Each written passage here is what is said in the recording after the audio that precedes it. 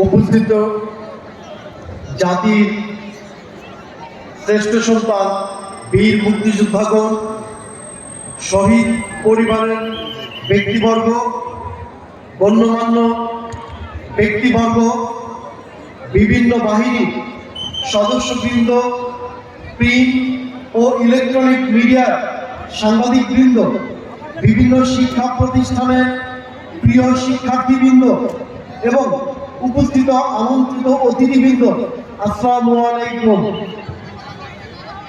উপস্থিত সুধীবৃন্দ, আজ 16ই ডিসেম্বর মহান বিজয় দিবস। এই দিনটি জাতীয় জীবনের গৌরব ও অহংকারের দিন। 1971 সালের এই দিনে আমরা কাঙ্ক্ষিত বিজয় অর্জন করি। সম্মানিত সুধী, বাঙালি জাতির কালজয়ী ইতিহাসের এই অনন্য মুহূর্তে শ্রদ্ধানম্র চিত্তে স্মরণ করছি বীর মুক্তিযুদ্ধে অবদানকারী সকল বীর সংগঠকদের, 30 লক্ষ শহীদ, 2 লক্ষ নির্যাতিতা মা বোনদের, যাদের অতুলনীয় ত্যাগের বিনিময়ে বিজয় শব্দটি আজ আমাদের। প্রিয় সুধীবৃন্দ, স্বাধীনতার মূল লক্ষ্য ছিল একটি শোষণমুক্ত, সুখী, সমৃদ্ধ ও অসাম্প্রদায়িক বাংলাদেশ গড়ার। গণতন্ত্র, মানবাধিকার, আইনের শাসন ও জবাবদিহিতা নিশ্চিত করার জন্য জন আকাঙ্ক্ষাকে গুরুত্ব দিয়ে উপজেলা প্রশাসন, বাগপাড়া সকলকে সঙ্গে নিয়ে নিরলসভাবে কাজ করে যাচ্ছে।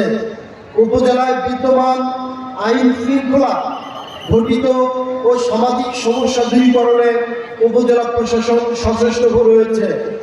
সম্মানিত উপজেলাবাসী, আজ যে উন্নয়নের পথে বাংলাদেশ অগ্রসর হচ্ছে, সেখানে যদি আমরা প্রত্যেকের অবস্থান থেকে যথাযথভাবে সততা, নিষ্ঠা ও আন্তরিকতার সাথে নিজ নিজ দায়িত্ব পালন করতে পারি, তবেই আমাদের দেশের সার্বিক উন্নয়ন সম্ভব হবে।